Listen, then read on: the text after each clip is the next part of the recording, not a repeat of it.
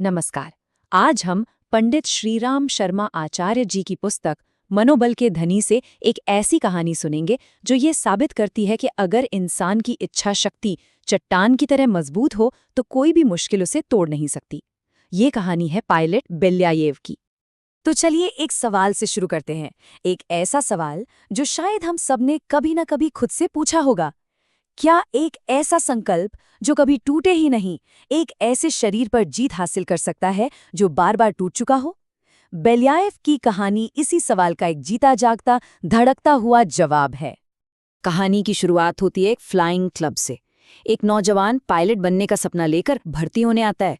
सब कुछ ठीक चल रहा होता है, पर जब मेडिकल जांच होती है तो डॉक्टरों की नज़र उसके पेट पर गोली के एक गहरे निशान पर पड़ती है। उसे देखकर वो लगभग फैसला कर लेते हैं कि इसे रिजेक्ट करना है। बस यहीं से उस लड़ाई की परतें खुलना शुरू होती हैं जो वो यहाँ तक पहुँचने के लिए लड़ चुका था। लेकिन सवाल ये है कि वो नौजवान इस हालत में पहुंचा कैसे?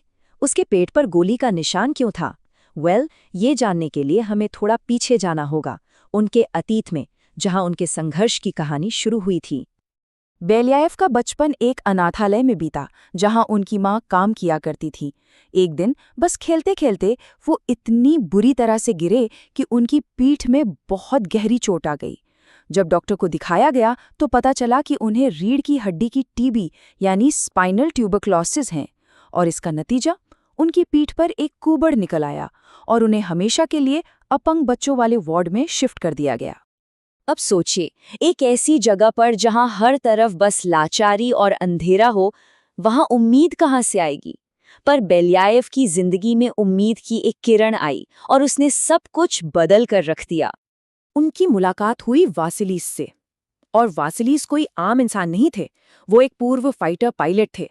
लेकिन एक हादसे में उनके प्लेन में आग लग गई थी और उनकी आंखों की रोशनी चली गई थी। सोचकर देखिए, एक पायलट जो आसमान का राजा था, अब उसी आसमान को देख भी नहीं सकता था। लेकिन वासिलीज ने बेल्याएव में कुछ ऐसा देखा जो किसी और ने नहीं देखा था। उन्होंने बेल्याएव से कहा, मेरा विश्वास है कि तुम एक दिन जरूर एक कुशल पायलट बनोगे। दुर्भाग्य तुम्हारा रास्ता नहीं रोक सकता। ये सिर्फ शब्द नहीं थे, ये एक बीज था जो बेल्याएव के मन में बो दिया गया था, एक अटूट विश्वास का बीज। वासिलीज उन्हें अपनी उड़ान के किस्से सुनाते थे कि कैसे वो दुश्मनों पर टूट पड़ते थे, कैसे वो आसमान को चीरते थे, और बेल्याएव अपने बिस्तर पर पड़े पड़े उन कहानियों को जीते थे। उन्होंने अपने जिस्म के कैद से बाहर निकलकर अपने मन में आसमान में उड़ने का सपना देखना शुरू कर दिया।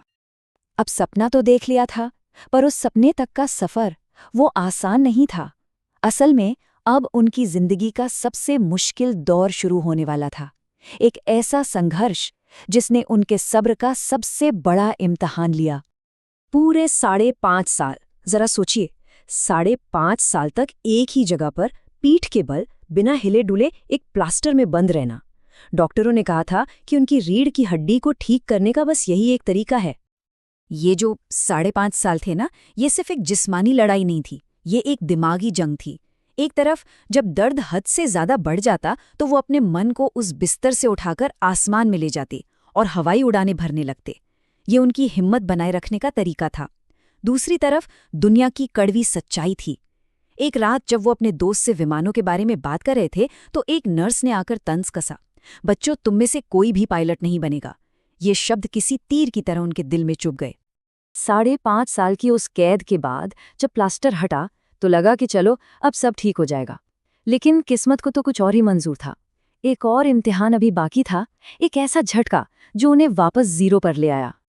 पहले तो उन्होंने एक बच्चे की तरह फिर से चलना सीखा, धीरे धीरे ताकत जुटाई, स्कूल में जो पढ़ाई छूट गई थी उसे पूरा किया, और तो और शरीर को फौलादी बनाने के लिए बॉक्सिंग भी शुरू कर दी।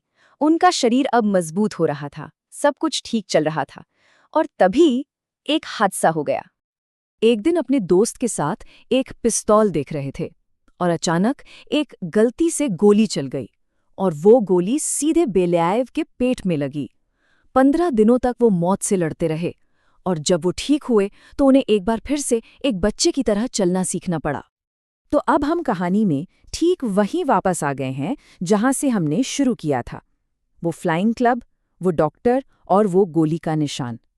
लेकिन अब हम जानते हैं कि उस एक निशान के पीछे कितनी लंबी और दर्द भरी कहानी छिपी थी, और यही वो पल था जहां उनकी इच्छा शक्ति की जीत हुई।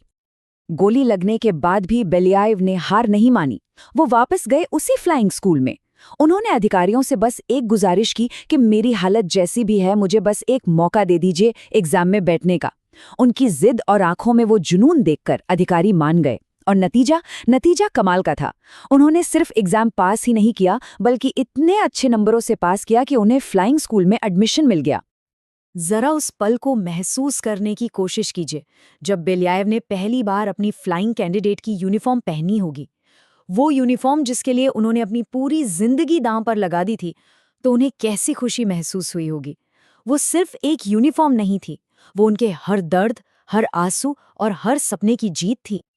और बात सिर्फ पायलट बनने तक ही नहीं रुकी, वो आगे बढ़ते गए और एक फाइटर रेजिमेंट में सीनियर लेफ्टिनेंट बने। मतलब वो बच्चा जो कभी हिल भी नहीं सकता था, अब सच में आवाज से भी तेज उड़ने वाले सुपरसोनिक जेट उड़ा रहा था। इससे बड़ी जीत और क्या हो सकती है? तो इस पूरी कहानी का मतलब क्या है? हमें क्या सीखने को मिलता है? बहुत सीधी सी बात है।